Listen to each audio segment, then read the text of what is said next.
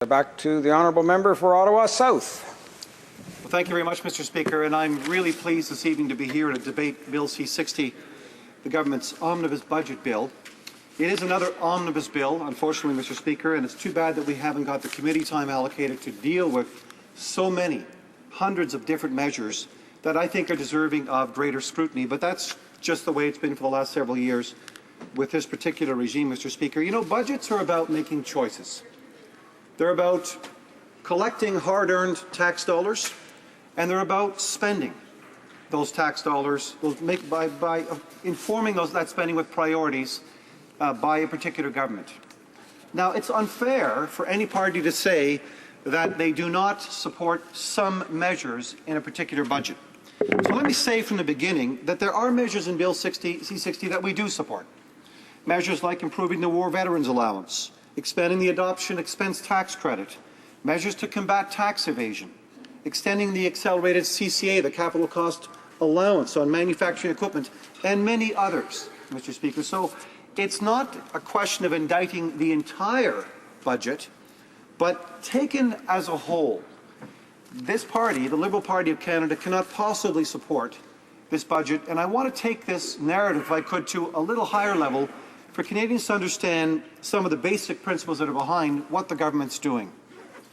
The bottom line in this budget, and I'll come back to this in a second, Mr. Speaker, is that taxes on the middle class are going up, and they're going up quite dramatically. It's a bit of a sleight of hand, but I hope to illustrate in a few moments how this is being done and why it's being done. Let's step back. This is the biggest borrowing, biggest spending government in Canadian history.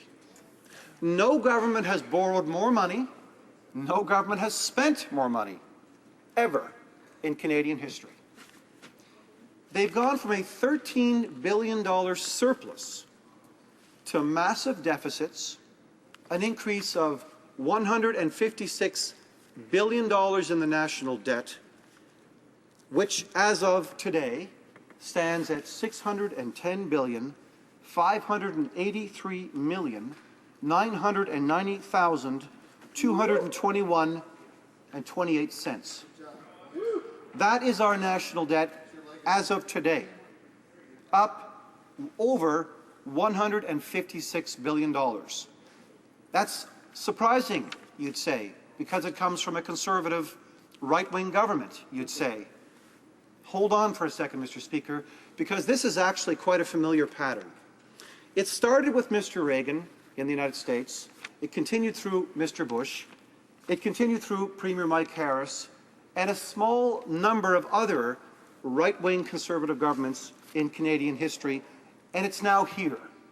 And here's how it goes. First, you get elected and you inherit a very healthy surplus. That's number one.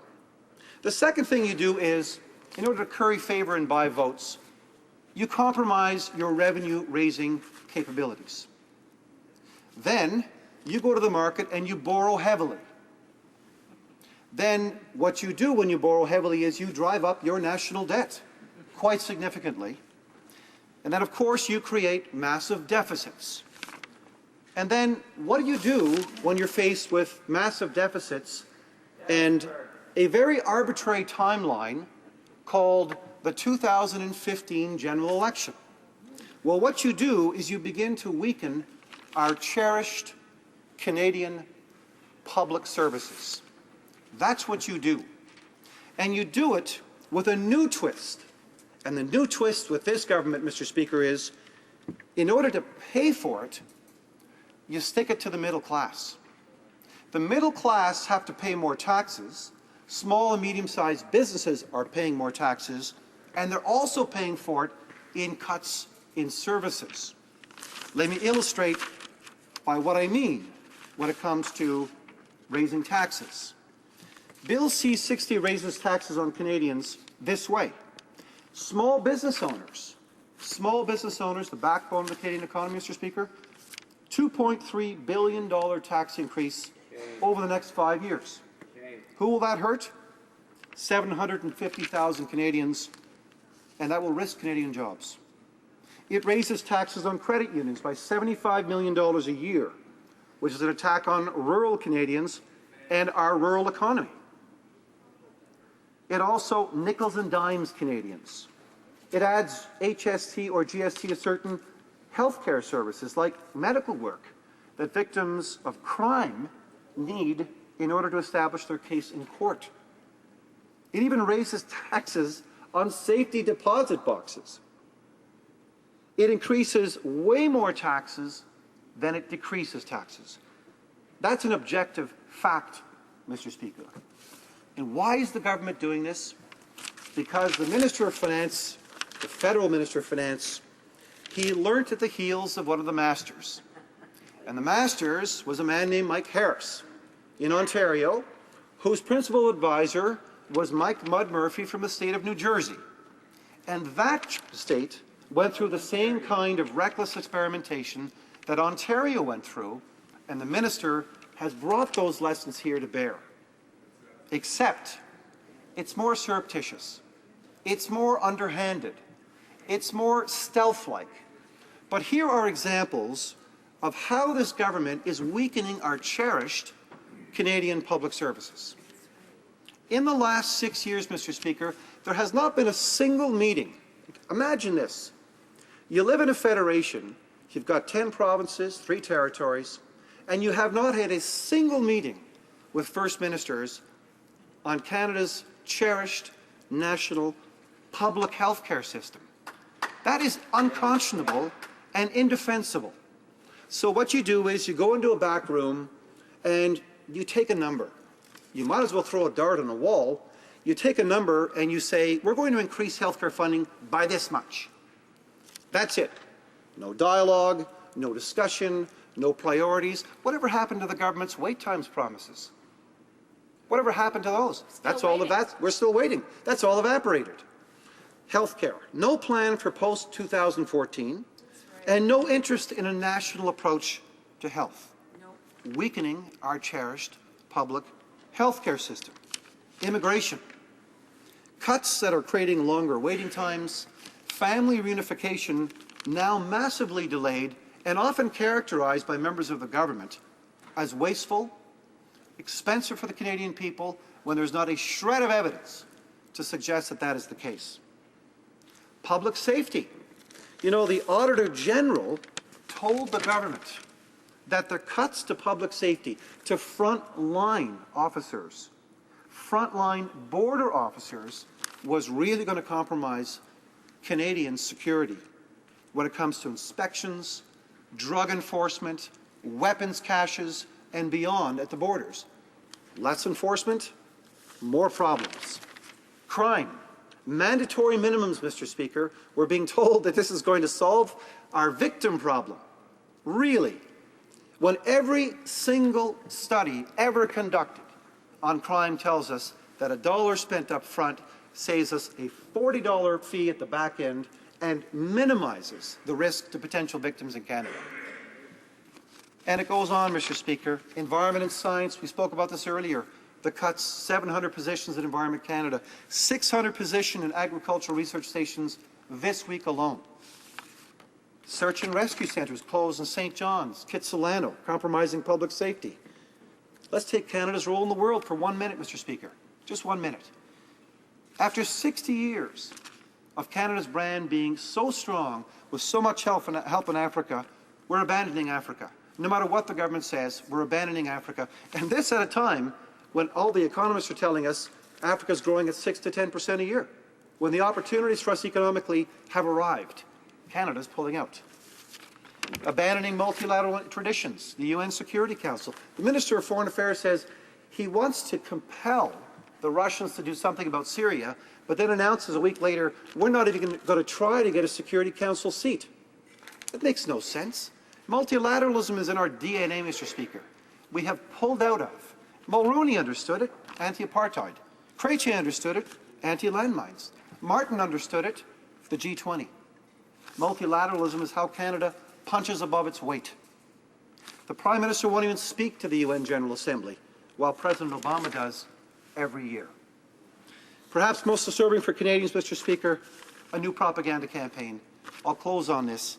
Maybe it's because the Prime Minister didn't win his personal lawsuit against Canada, when he wanted the National Citizens Coalition to force all restrictions on advertising during political campaigns to be removed. Maybe that's why he's spending $600 million on government advertising, something that no member of that caucus can possibly defend. Thank you, Mr. Speaker. Questions and comments? Questions et commentaires? La députée de Trois-Rivières. Honourable Member for Trois-Rivières. I wish to thank my colleague for Ottawa Centre for his presentation, and I'd like to say that I get a feeling they will vote against C-60, even though they're Liberals, and sometimes we're surprised by a change in orientation in that party. But anyway, my question is very simple. Seeing so much opposition to C-60 by the Liberals since the beginning of the evening, how many amendments did they present during report stage? If my calculations are right, you can count them on the fingers of one hand, and I'm wondering how they could be so virulent against C-60 and not try to improve the bill. The Honourable Member for Ottawa South. Mr. Speaker, first of all, I thank my colleague for the question. Secondly, we did propose amendments, but the problem here for Canadians listening to us here tonight is you have to be honest here. And being honest when you're talking about an amendment goes this way. We all know, that the government majority flatly refuses to tolerate amendments that are tabled, and secondly, refuses to pass them. So we have to be honest with Canadians. We're working extremely hard to present another approach for the future of Canada. It's not really constructive to try to play technical games with the rules of the House. Questions and comments? The Honourable Minister of State for Western Economic Diversification. Yes, Mr. Speaker. The member said that he cannot support our budget, and I wanted to know why, in especially Ontario, you cannot support a budget that supports Canada's manufacturers. The tax relief for new manufacturing machinery and equipment by extending the accelerated capital cost allowance for 2 years increases support for manufacturers by almost $1.4 billion. I don't understand why the member can't support that.